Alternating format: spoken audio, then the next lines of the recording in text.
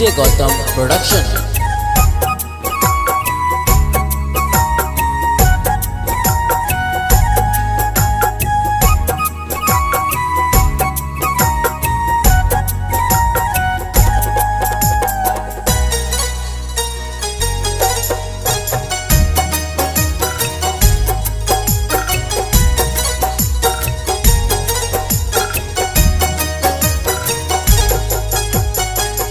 बड़े बेरहम छे प्रेमक ई दुनिया, बड़े बेरहम छे प्रेमक ई दुनिया।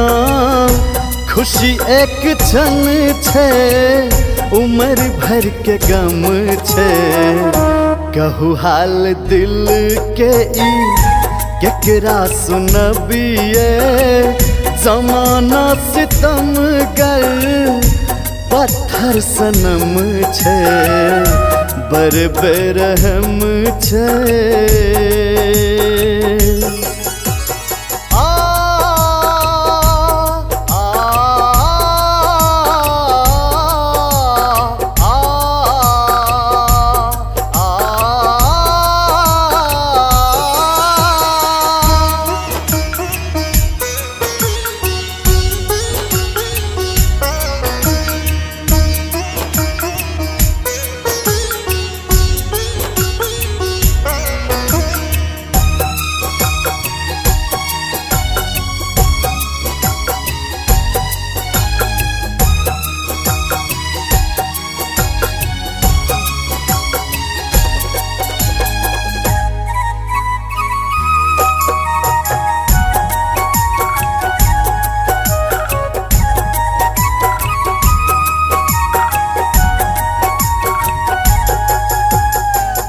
किया लोक नैना सा नैना मिला कर, एक दोसर के जान बनै छे।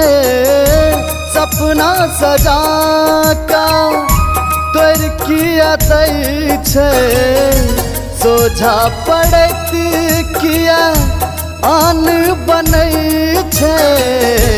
कोनो दवाई सा भरते न कहियो, कोनो दवाई सा भरते न कहियो। अपने आराधल ई तेहन जखम छे, तेहन जखम छे। कहू हाल दिल के ई केकरा सुनबिए, जमाना सितम गर पत्थर सनम छे, बर बेरहम छे।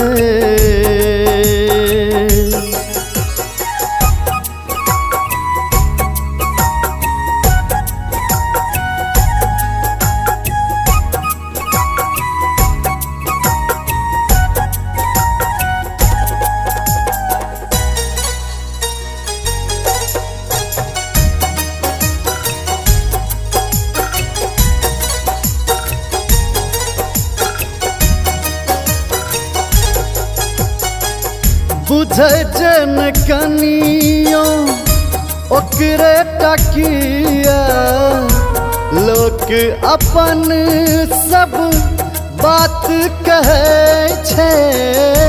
बिसर अपन सब शौख सहनता, ओकरे किया जाका हाथ धरै छे।